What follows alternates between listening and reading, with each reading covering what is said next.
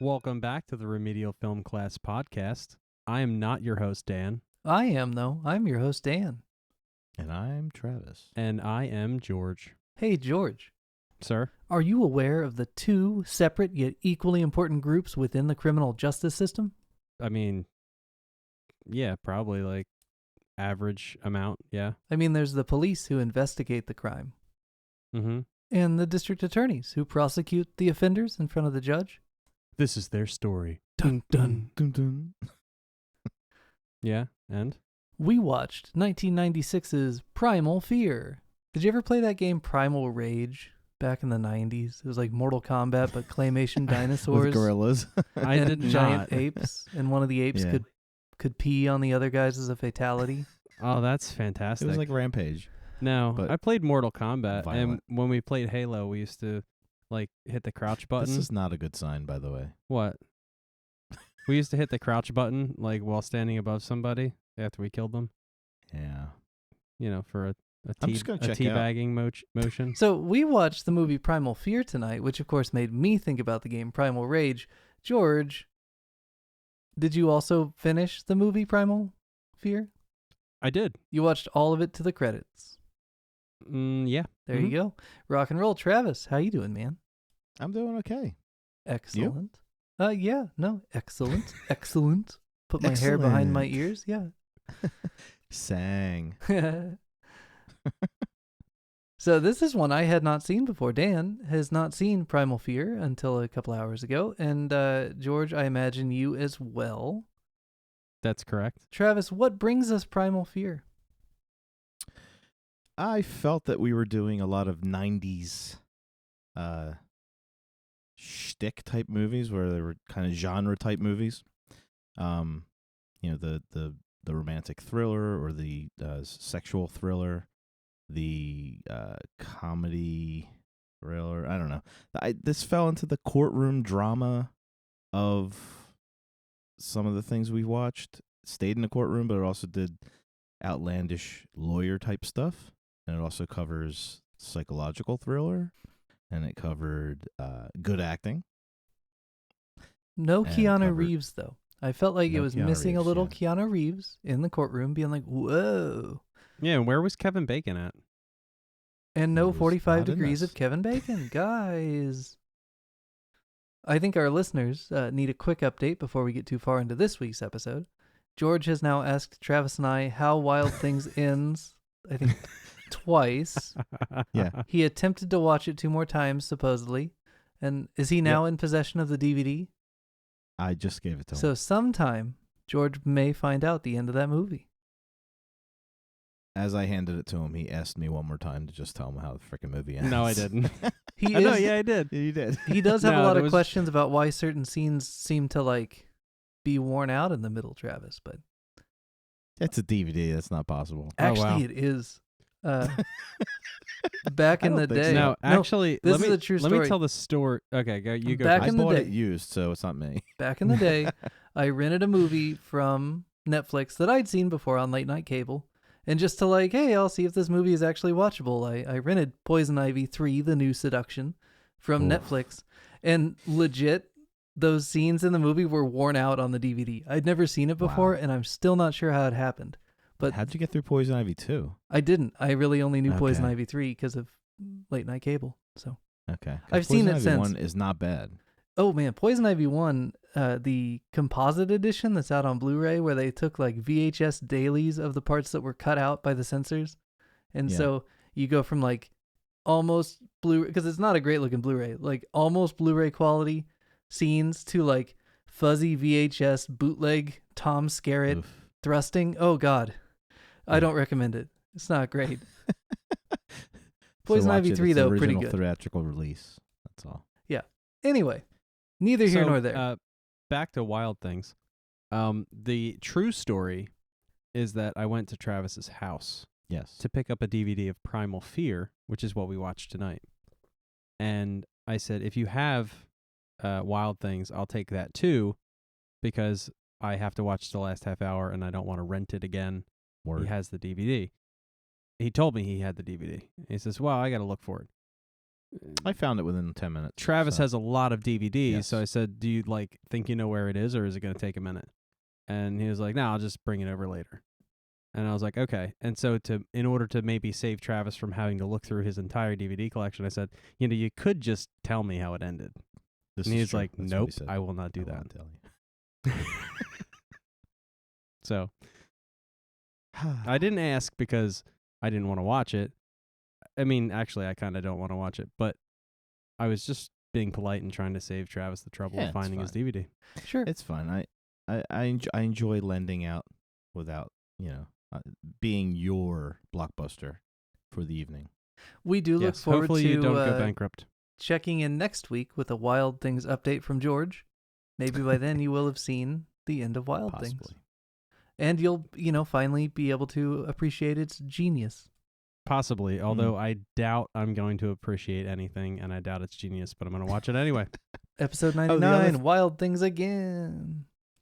The other thing that drew me towards this movie is I had mentioned it a few times because of Edward Norton when we watched Red Dragon and we discussed his acting abilities.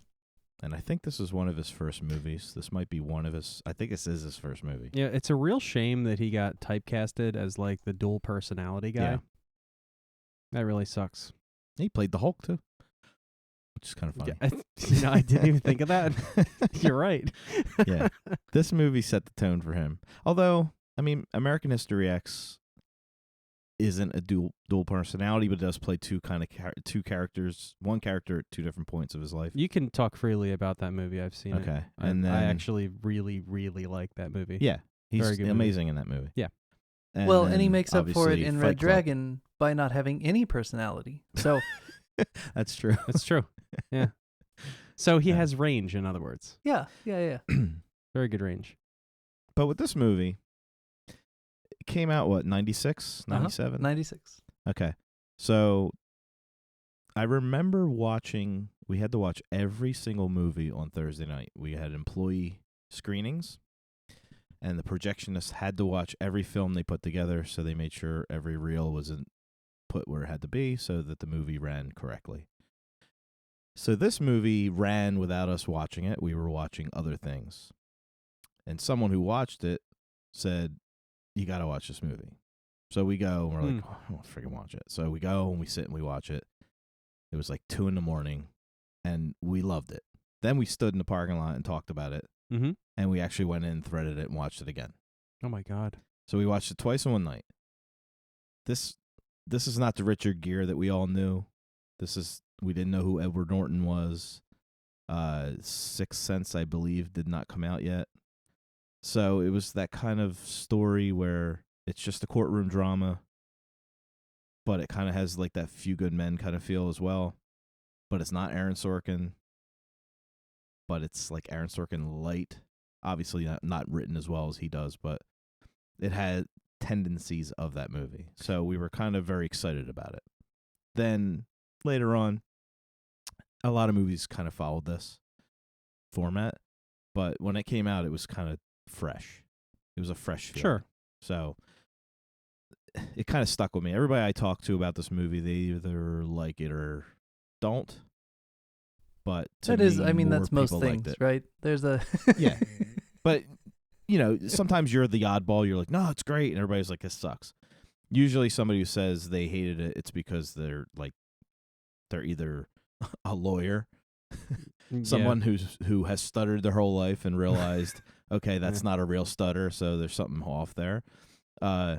People who were kind of a little too I don't want to say too intelligent for the content that they're like picking it apart, or they've seen it late and they know they're supposed to pick it apart instead of just sitting watching it.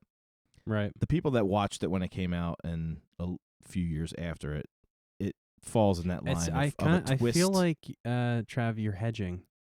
What do you mean? I feel like you're hedging. Like, well, I know Dan didn't like it.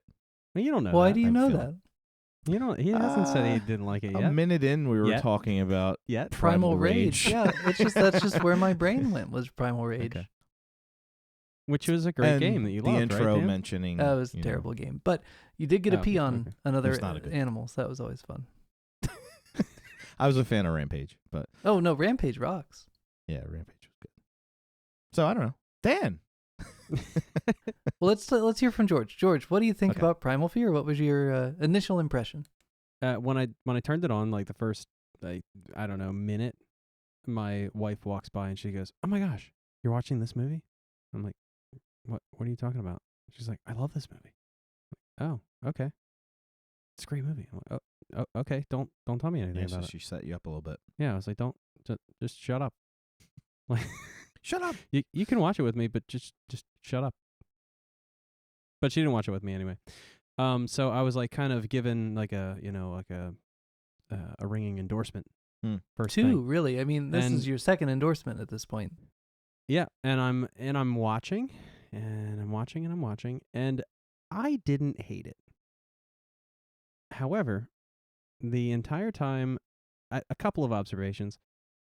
The whole time, whenever I'm watching any courtroom drama, I always compare it in my mind to A Few Good Men. Mhm.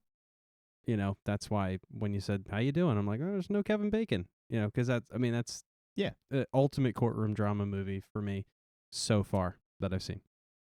It's is up is there. A Few Good Men. Yeah. Now this one, and that's how I know that like A Few Good Men is my courtroom movie, because like, and whenever I see a courtroom movie, I just always compare it to that. Even Liar Liar.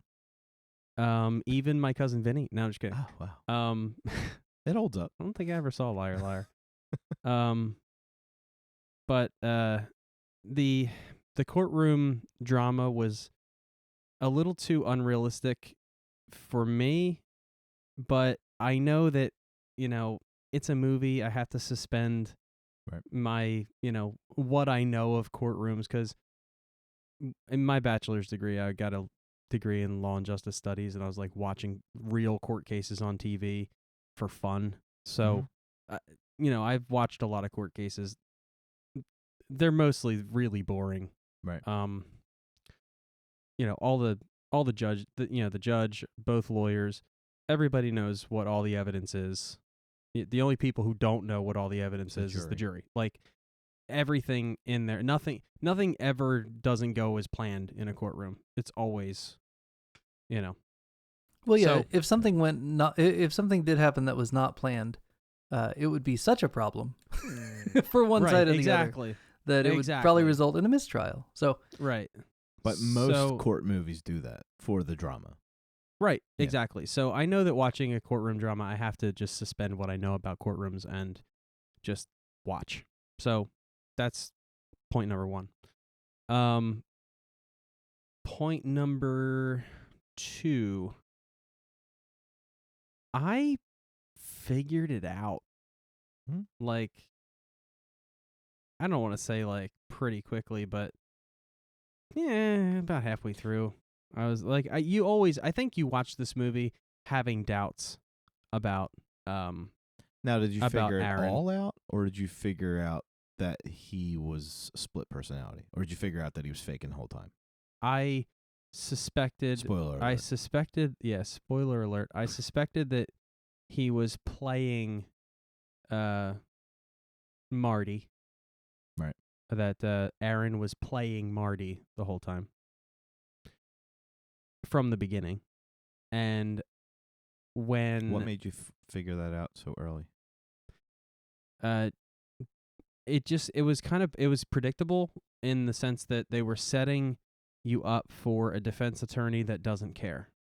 Right? He's a defense attorney, he doesn't care if the guy's innocent or guilty, he doesn't want to know. He just, he has a job and blah blah blah blah. So I know that you're setting the stage for him to start caring about his defendant, right? It's what I suspected. And as the movie unfolded,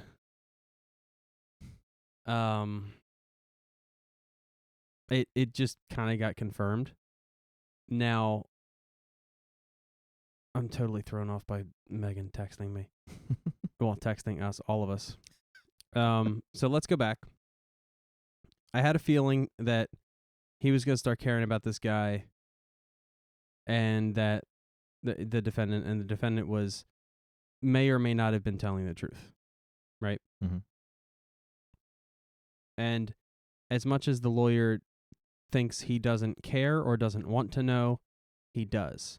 And I kind of got the feeling that, this might have been the movie that I've been talking about, like where the defense attorney has this like moral dilemma. Remember I was, Mhm. During Advocate. during Advocate, I was, saying that that's like really what I wanted. And but that didn't unfold that way. So I just continued watching, and then the scene where Roy comes out Mhm. the first time, I just kind of knew that this is like too good to be true. And then as the courtroom scenes unfolded, where I was like, okay, well, if he's got split personality and stress is what puts him into this mode, just put this guy on the stand and work him, and Right. he's gonna turn into Roy, and there you go. He's gonna Hulk out. Right. Exactly. So like that was predictable to me. And the fact that, the defense attorney, Marty, couldn't do that was obvious because it's his client, Mhm. right? It's got to be the other attorney that makes him, go Super Saiyan. You know what I mean? It has to be. Right. So it was really predictable, and then at the very very end, in the jail cell that's right outside the courtroom, when he says the line to apologize to, Venable. yeah, and that he's like really sorry about her neck, I was like, oh man, like immediately I'm like, he's not blacked out, he knows, Mhm. right? And it's like that was, and I'm watching and I'm like, okay, that's how they chose to do that. Okay, cool.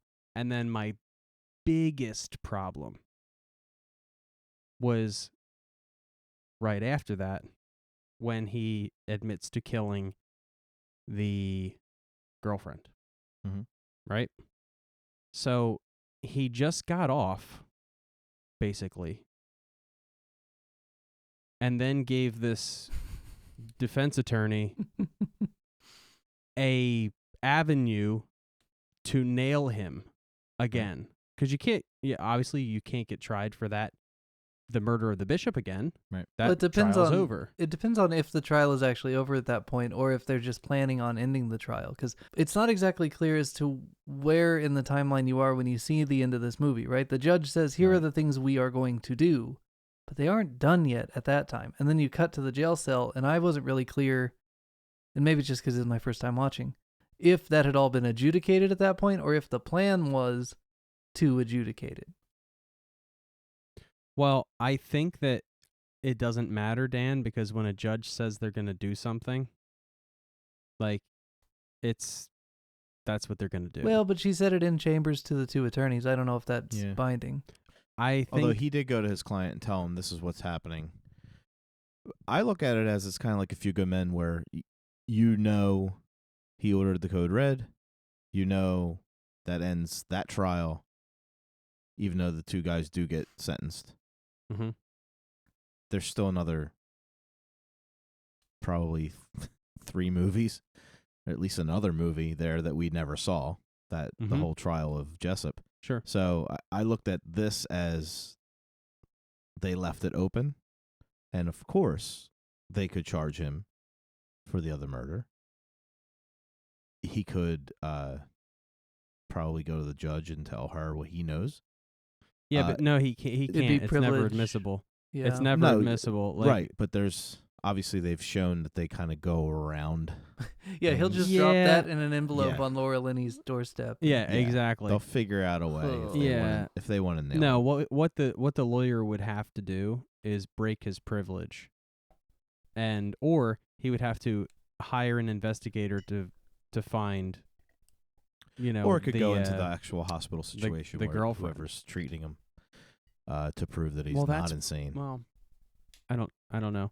All I know is that what he told his lawyer about about the girlfriend is never admissible in court. It never, no judge, like, it would never ever be heard. Right. So, but If they build a case. Exactly. The attorney can start, open a missing persons case and blah, blah, blah. And and if this body is ever found, or if, whatever, they can nail him for that.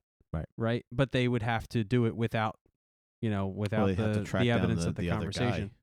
There would be a lot of work. But my point is that Roy, being as cunning as he is, just made a huge mistake. Opened himself up to this again. Well, it's narcissism. It's sociopath. There's many reasons why the movie would have been fine without that, because they never paid it off anyway. You just didn't need it, right? Well, I think it's not a payoff, but like you said, there's an arc there of Marty, who in the beginning he's kind of like the Keanu Reeves character, where he's just all about his vanity and his fame. Make sure you write this article, make sure blah, blah, blah. This is a cover story, right? Yeah. Yeah, of course. Very, very vain. And then, like you said, he's won over by this weak, vulnerable kid, which kind of makes him care. Yep. And then he gives that speech again to the reporter saying, I want to see the good in people. So you're starting to see either he always felt that way and was just fronting, or he's starting to feel that way. But then the spit in his face is that, no, you were right. Yeah, but I saw it coming the whole time. No, I know. Doesn't make it a bad movie, but I understand the payoff is that you're basically seeing Marty burned. I mean, technically he's burned for life, because how's he going to do his job from then on?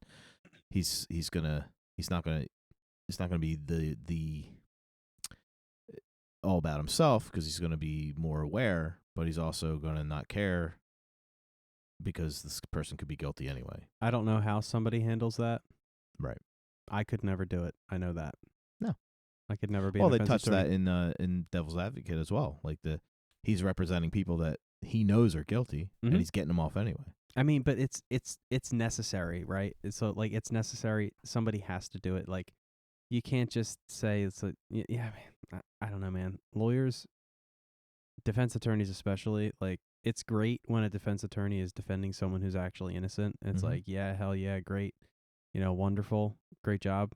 But like everybody who's actually guilty says their innocence, right? Or maintains their innocence. Maybe not everybody, but like it happens all the time, and like you can't just not defend guilty people. Like every single person has to have the same like the equal justice, the equal protection. Right. Like every single person needs a defense. My issue is somebody has to do them. But if there's like video of them murdering a child, somebody has to defend. Like there's no defense for that. So all you have to do is I just look at it as it's a job that I would never do because morally I couldn't do it. Right. And I could never do it either. Right. But it's necessary, and someone needs to do it. It's very important. Anyway, this movie. So what are we watching next week? The acting was good. I liked Mr. Norton. He did a very good job. One thing about Mr. Norton's acting. Travis is smacking his leg because his leg's asleep. Completely out. He's like, oh my God. I can't feel anything up to my nads. Wow. Nice. Not that I want to. So like basically just your ankle? So the thing about Ed Norton's acting in this movie, and it's pretty good. It reminds me of that exercise that you've referenced, Travis, where people will go on like talk shows, famous actors, and they will demonstrate what great actors they are by jumping into the yelling at somebody character to scare somebody and then jumping right back into regular speech pattern. Right. And be like, haha, acting. And the problem is because I've seen enough people do that exercise, when I see this movie, I don't think, oh, wow, Edward Norton is such a good actor. I just think, oh, hey, he's doing the thing that they all do. Yeah, but there's more to it. Like, watching him, there's a lot of character subtleties going on there that you can tell a lot of thought went into the transition. And like even when he comes out of it after he's flips out on Marty and then he sees a doctor and he flops to the ground, holds his head. He does play two completely different characters. Yeah, the Roy shit is like stereotypical, drunk white trash kind of flip out, in stuff you would see on Ozark. Just it's I see what you're saying, but he's doing a lot of subtle work as Aaron, that when it comes out at the end that Aaron is actually the act and Roy is the real character. A lot of the other stuff makes more sense. Well, it certainly Especially explains that Kentucky accent that was kind of Yeah. shaky. Yeah, and the stutter, which is not a stutter I've ever heard. It's more like a searching for words. It's not really a stutter. It's just like a it's not like he's going. It's a different kind of stutter to the point where he's telling himself to stutter, but he's doing it on purpose. I think there's layers to it. Now I'm not a expert on speech at all, but I think what you're seeing is an actor playing a character, and the character is acting. Yes. Right? Yes. So there's layers to that, Mhm. and I think that came through, Yes, it right? And I think it was on purpose. Mhm. It could be just that It was actually it could be that Norton just sucks at no. acting. No, I think he as was a- doing it on purpose. It's, Right. But I think so too. I think Yeah. it was purposeful. And it kind of goes along what we were talking about with Wild Things, where because the characters were acting in the beginning, they're acting a story. They're acting out. The actors were playing a character who Right. is acting. Right. I'm the So- guy disguised as the other guy, or I'm whatever. the dude playing the dude as another dude. Yeah. But yeah, and it comes through a lot better in this movie than in that movie. It's definitely closer to the vest. Like, they're not Yeah. as dramatic with it, not as over the top. But I mean, do you understand what I'm talking about? Like the subtleties. Like, I remember watching this movie back then, and when he does the because Gere is doing a lot of things too that are really subtle. Like when he figures it out and he goes in, and he tells him, he calls him on his bullshit, and then he does his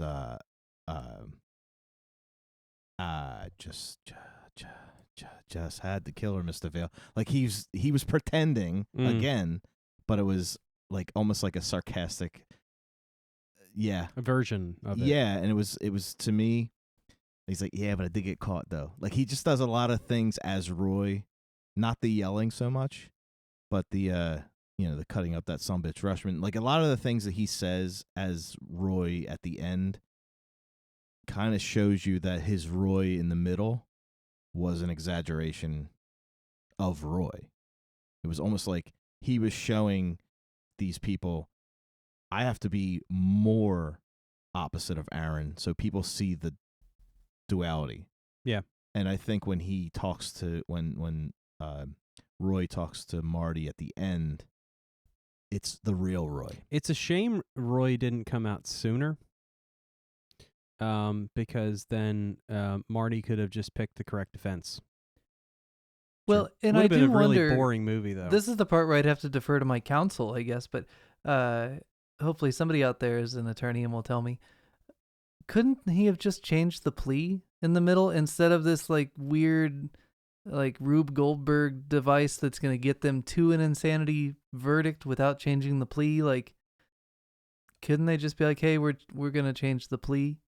I thought that you probably could. I know that you can change a But- plea to a certain point. I don't know if once you're already in the midst of a trial, if that would be considered like an instant grounds for mistrial or something. But if you did it out of the courtroom, right? Because I know there's concerns exactly with Devil's Advocate where he, in the middle of court, quits, right? There are Right. ways that counsel can quit and not totally destroy a person's defense, and the way that they do it in Devil's Advocate would not work, according to my friend who does this for a living. But now I'm going to have to ask, like, can you change a plea at any point in the trial? This is information I need to know whether this movie is good or whether this movie is pretty good. Yeah, I think, and this is like, I'm not an expert either, but I think it's really up to the judge. I think that once, new evidence is discovered, then it is, brought to, all parties, the judge, the prosecution, the defense, whoever finds it or whatever. They want to present new evidence that wasn't there at the start of the trial. I think it's up to the judge to admit it, and I think that it's up to the judge to decide whether the evidence warrants, a change in plea. Although I don't think that pursuing the insanity defense is changing a plea anyway. I think an insanity defense is simply a Strategy. type of It's not just guilty discovery, defense. Like they've come to this No, conclusion. I think that not guilty plea it's the same. Right. You're still Not saying guilty. not guilty. You're just changing still your saying defensive not guilty. strategy. If Yeah. you say anything other than guilty or not guilty, There's no I'll hold you reason in why. contempt. There's no reason why, if new evidence that is admitted by the judge points to insanity, that the defense couldn't just pivot to that as Right. their to support their not guilty defense or their not guilty plea. Now, So- I'm going to jump in here, and I'm just going to point out that in the future, when we have movies that have like highly technical concerns like this, we probably ought to like know that ahead of time and get a guest on here that can actually speak Yeah. to this, so we're not speculating for Well, an it is hour. an opinion show. It's not like we. Well, have to but be we're factual. speculating about facts, so that's the problem. True. I really would like to have an attorney Yeah. here Present? that actually You want an knows. attorney present? I would, and you know what? I'm not going to say another word until my my I plead the counsel fifth. shows up. All right, we'll see you next week. No, My, I have two my big- question- Oh, go ahead. my question is, and maybe you guys can clear it up for me because I never really thought about it until I watched it last night. I think Roy had a plan, and the finding of that tape screwed everything up. Is that true or no? Well, okay, and this brings me to one of my I have two big picture problems with this movie. The first of which, if you want to talk about a plan that he has, at the beginning of the movie, he is going to end up with a public defender. Dude has no resources. And he just lucks into a vain defense attorney who approaches him of his own accord. If you take the vain Richard Gere character out of this movie, his plan, so to speak, is to murder, I guess, that lady, and then murder that bishop guy, and then have no money and end up with a public defender, and hope that he can convince... I mean, is he planning to pull out this multiple personality with a public defender? Because I don't see that working for him. I think his original plan was to not get caught. I don't So know. this All was the planned running in? covered in blood doesn't really make you... He's not a smooth operator, you know? No, I mean, it's possible. I think this was his concoction of a defense once he got caught. I don't think he planned on getting caught. Like, detective! I don't think he was like John Doe where he went in and he had a plan to get caught. It's just a shame. Yeah, it's I don't know. It's funny. It's funny to me that, first of all, the judge doesn't allow a psychiatric evaluation before the trial starts. That's stupid. Yeah, I feel like the judge in this movie gets really poorly written. Like, it doesn't seem technically correct. And maybe it is. Maybe this is well researched and this is just like the worst case scenario for judge behavior, but a lot of this seemed pretty sketchy. Which brings me to my second big picture problem, which is the videotape being admissible evidence even though it's not present at discovery, and it's stolen from a crime scene by an investigator who works for the defense. Like, that whole thing, super duper sketch. I just can't imagine in the way it's presented in this movie that would remain admissible, but I would need to ask a trial attorney Right. what they think. I agree with you, Dan. I think it absolutely would not be. But it gave us a chance to see some boobies. But did they actually play it in court? Yeah. Okay. Yeah, I 'cause remember they- him watching it in the lawyer's office, but I wasn't sure. No, they said they took a recess and they set up the video so that Okay. but they didn't show the jury seeing it, but they Implied that it was they watched. implied that Okay. when we come back from recess we're going to watch it, and they never showed that, but you assume that happened. Now, Right. you may Yep. say, oh, geez, there goes Dan talking about boobies again. But it's actually enough. kind of important that that happens in this movie. And the reason that is important is because if it didn't have that nudity and a couple of the curse words, this would PG. be a Law and Order episode with a little bit of Matlock, because at one point he tries to convince everybody that Frasier's dad killed. I was somebody. just Right. going to say that, and a little bit of Frasier. So you've got Matlock and you've got Law and Order. Frasier's dad. Frasier, who I think his name was Marty, wasn't it, in Frasier? Yeah, I don't know. Martin Crane. Yeah. Martin Crane. Martin yeah. Crane, yeah. Who And Eddie, his dog. he was a cop Eddie's dog. on that show. He's my favorite Well, the character. on Frasier. director of this movie, I found out, is got started on TV, and he was a director for NYPD Blue and Hill Street Blues, producer as well. Well, and So that he is had- actually that was going to be my next point about this movie. Beyond it just being a Law and Order episode with a couple of curse words and a boobie and a really gross severed hand at one point. The thing about this movie that really irked me as we got to the end, there's a certain amount of like heightening that Hollywood movies have versus TV entertainment. It's like besides the content, it's the quickest thing you can point to and be like, yes, this is an hour-long serial TV show, and this is a movie, right? In Hollywood movies, you need a certain amount of dynamic range in the activities of the movie.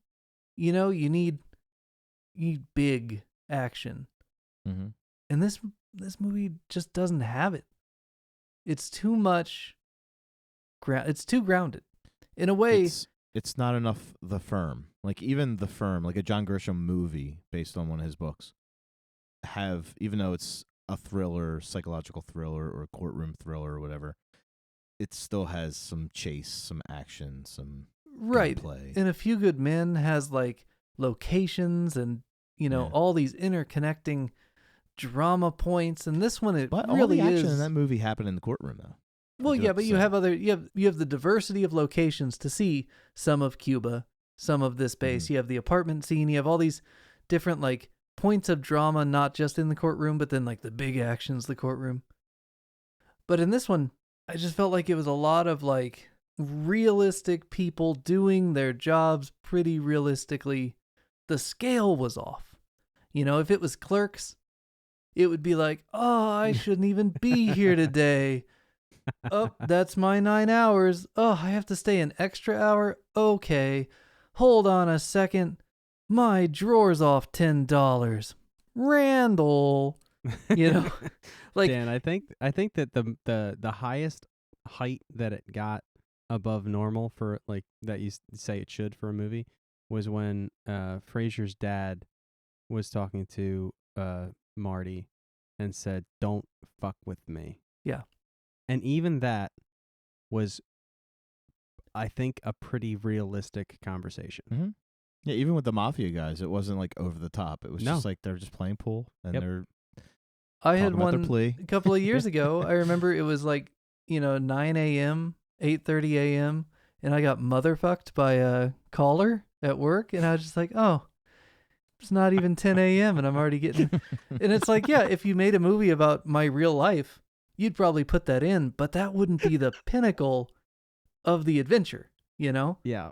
Yeah. And so I think that was my main concern with this movie. It's got a great cast. I recognize all these people. Sure, a lot of them are TV folks, but there's some real deal Hollywood folks in there too. But it's just like, why isn't this just a TV show? Justify me going to a theater for more than one shot of boobs, one really violent hand thing, and a couple of F words. I feel you. I tend to agree. Well, as the resident old guy and the only one who actually watched this in a theater with people, we liked it back then. Dude, I It's think fine. Like, I no, I mean, we saw it as a movie. We saw how- it like A Few Good Men. yeah, We didn't see it like how a TV old show. how old were you back then My 20s. when you saw this? You were in your 20s. Okay. 96. I was 21. So we're all much older, right? Me and Dan are both like, what, 34, 35, right?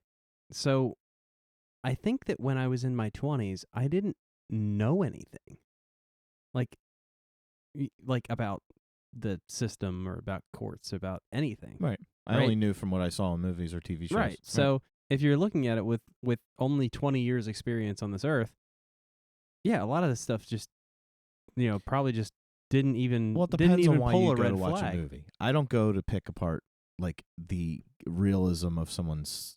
I always went to see a good performance, dialogue that didn't want to make me throw up or punch a baby, Mm-hmm. and I don't know, a good story. Now, if it's Well, an action film, yeah, I want to see car chases. I want to see think this. And I that. think this movie provided all three of those yeah, things. this is. I never went to it seeing. I wasn't going to watch it as Fast and the Furious. I knew that it was going to be a character movie. I've known, whether my age or not, I know character movies and I know action movies and I know horror films, and I know what I'm going to get by breaking them up that way.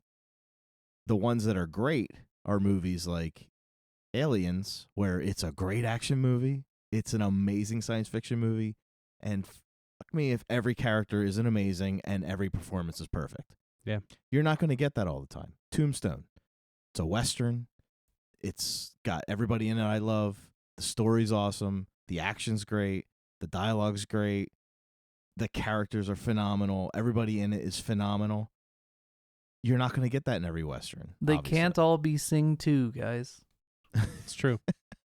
Did you know that my favorite movie of all time, I don't know if you guys remember me telling you a bunch of times, American Beauty, Yeah, we know about Never it. was heard of it. actually a courtroom drama before they cut out like 30 minutes of the movie. Oh, wow. Really? What, like Everything a custody battle or something? no. Everything that you see in American Beauty when you're watching it Mhm. is all of the stuff that happens outside the courtroom.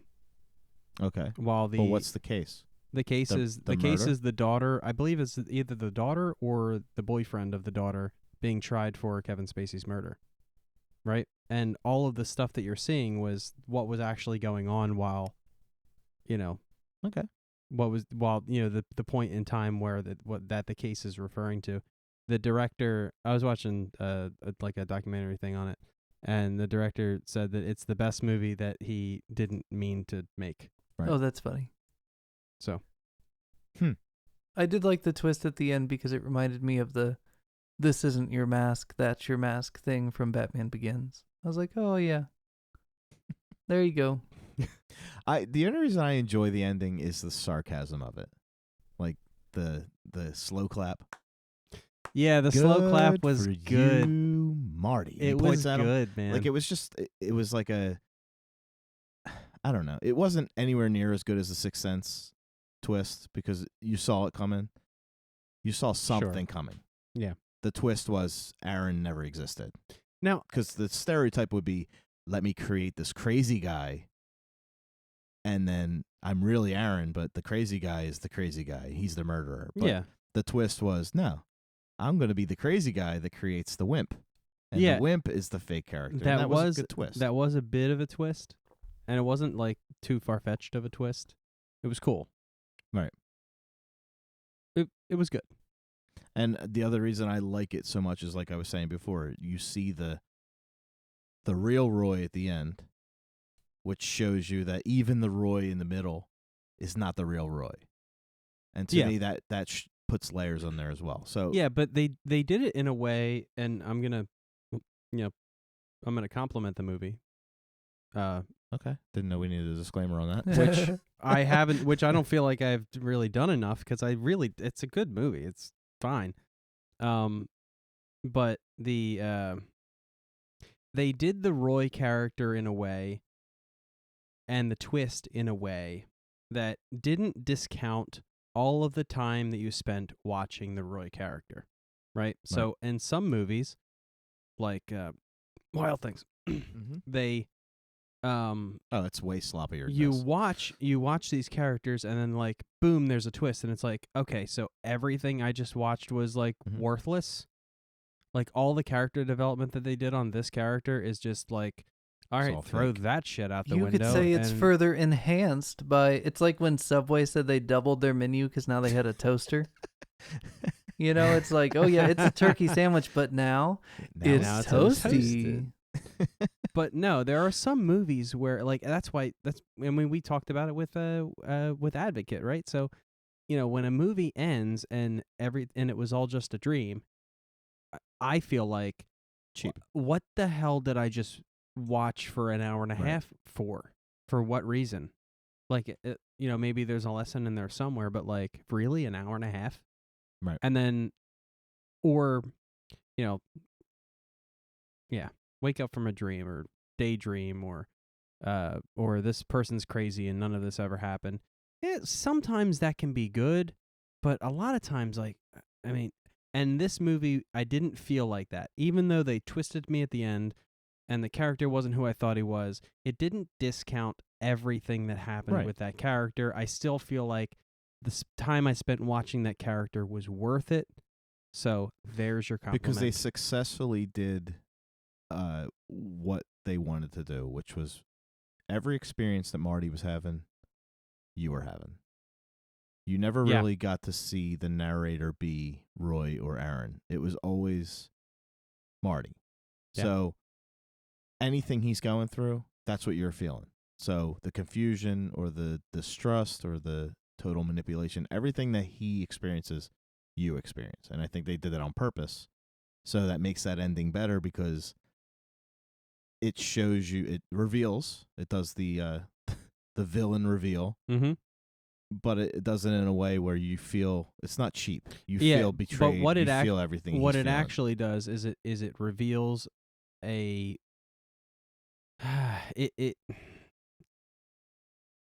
it reveals something about Marty that you didn't know. Rather, it makes the Marty character deeper, or it gives you more empathy towards Marty, right? So it's not so much that the villain isn't who you thought he was, or you know, that twist there. So like Roy and Aaron, you know, this or that, A or B, whatever, blah blah blah. Like none of that really matters. What really matters is Marty's arc, right? And that validates or deepens Marty's arc. Yes. That you just watched over the last hour and a half or 2 hours. And that's why it works. And he's good enough to where he's able to convey that without any words.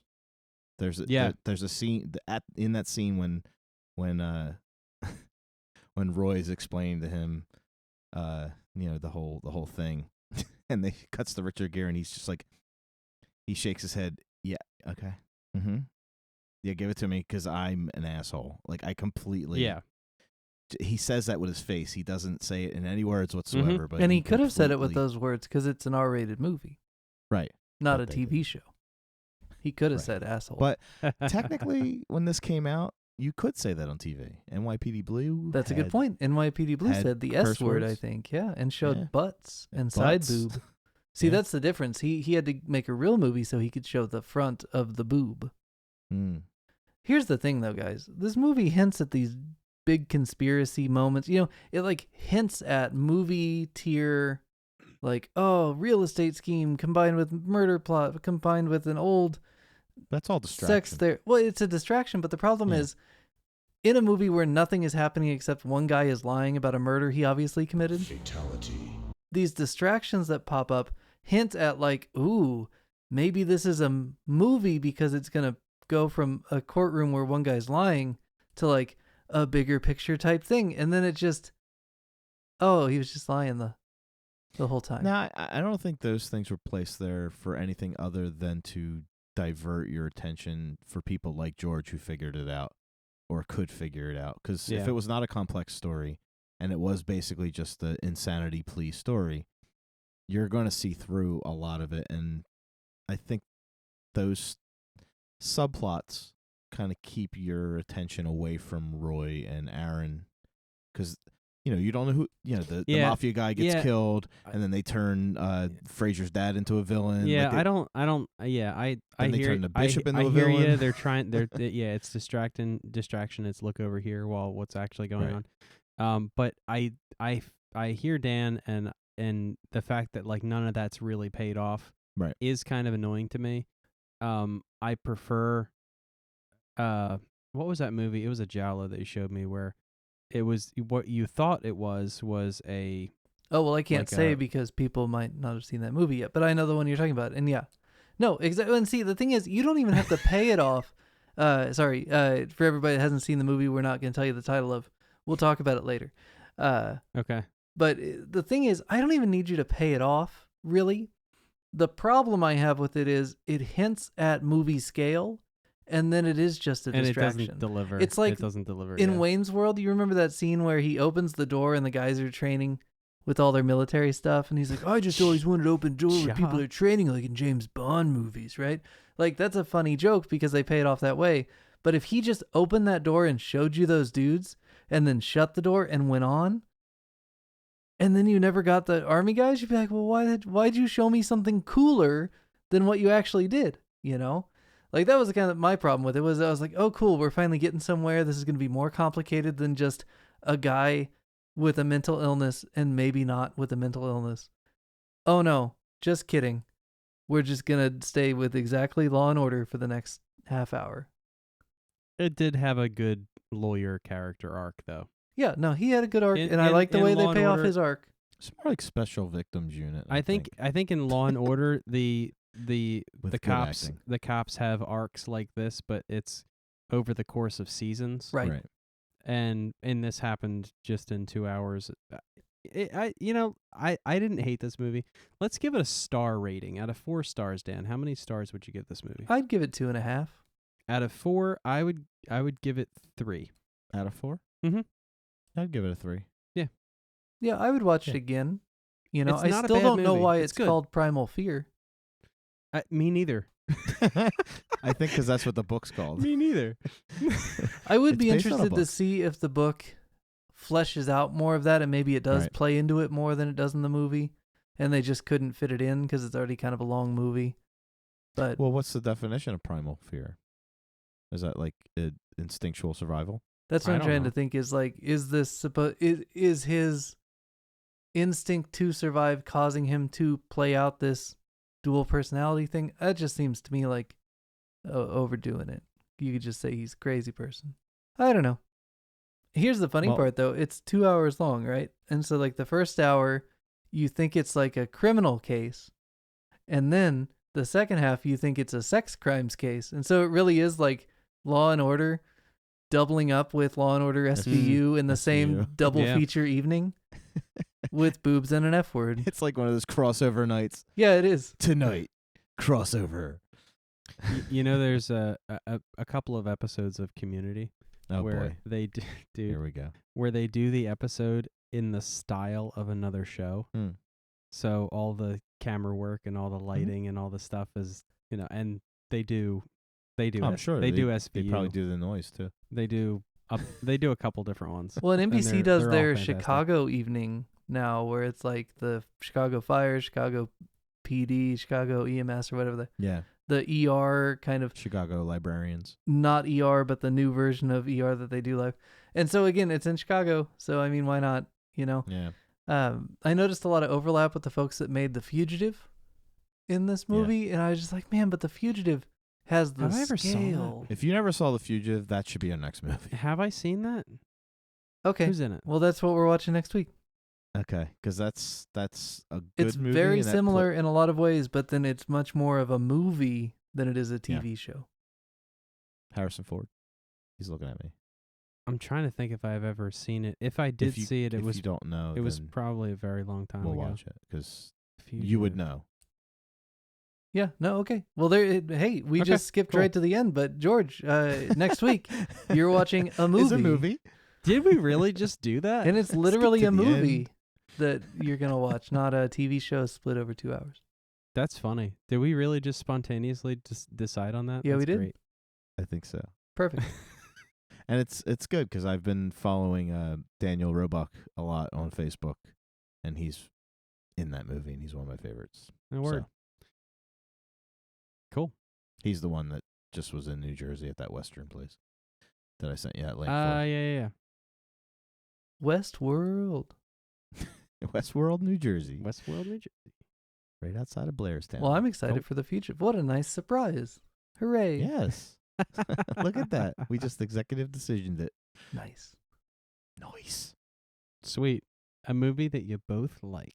Yeah, so you better not hate it or we will really let you Listen, have man, it. Yeah, usually it's been a while since we've had that. I'm in for it. There's nothing to hate about this movie. So Yes, we'll see. no, it's This one coming up, yeah. Finally, I would like to thank the listeners, Yes. as let's thank the I have listeners. come to do now at the end of episodes. We just reached 500 subscribers on YouTube. Thank you, listeners. Thank you. without for doing any 500 real people. video content. Good job, guys. Yeah. Proud And of you for advertising. sticking with us. And really crappy algorithm. All word of mouth. And All word of and mouth. questionable content. And not losing. I've been watching, not losing subscribers. That's good. yeah, I know you're Like, like we've- you're all about the numbers. Well, I like to see the number going up, but I've yet to see it like go down. Like That's it's good. always just going up. And which that's is good, not a 'cause dare to our listeners. Don't make Right. it go down. Tell your friends because we don't pay for Share. advertising. So, like, share our Right. stuff if you think it's cool. I'm sure somebody you know also likes to listen to George Flounder when he's not seen a movie before. We need somebody to make us some little TikToks, sending like something. Should me and you do the tortilla challenge or whatever? Oh my God. Will you please do the tortilla challenge? Let's get the wives to do it. No, it's funnier if you do No. it to each Oh, other because you're the God. Dude, stars of I'm- the show. Of course, the guy who lives, Dude, states away. I will murder you at the tortilla challenge. Dude, okay. You have no I idea. facial I'm going to hair. text Meg and you guys are going to do this tonight and post it on No, YouTube. no, no. I'm not dressed up for it. For what? For spitting water out of your mouth? That's all that's gonna happen. Do we have tortillas we'll though? plan this. We need to make a trip to we'll do it before Wegmans. the fad goes away. Now, I mean, just if we do the Harlem Shake, that's a different story. dude, you can do a Harlem Shake. Do all of those like I don't- viral video Everything. things. Everything, Do an ice viral. bucket challenge while you're at it. Oh, God. Have you guys seen That would be hilarious. probably not, but the sequel to Wreck-It Ralph? Yes. Ralph Breaks the Genius. Internet. I think I did, yeah. It's genius. Well, the whole thing is Ralph is trying to like make money on YouTube yeah, because basically he overbid on a item on a thing on eBay. Yes, oh, right. Yes, exactly. I have seen that. Been there. And I love when he goes to see the algorithm, and she's like, well, like, what are you gonna do? And he's like, I don't know, just like whatever's popular, I'll just copy it. And she's like, that's brilliant. So good. So yeah, go is good. make some videos and send them to me, and I'll post them on the YouTube page. All right, very good. All right, dudes. Well, thank you for joining us on the Remedial Film Class podcast. You can find us at facebook.com/remedialfilmpod. You can email us remedialfilmpod@gmail.com. And you can find us on Twitter and Instagram @remedialfilmpod. We'll be back next week with the classic 90s action flick, The Fugitive, starring Harrison Ford.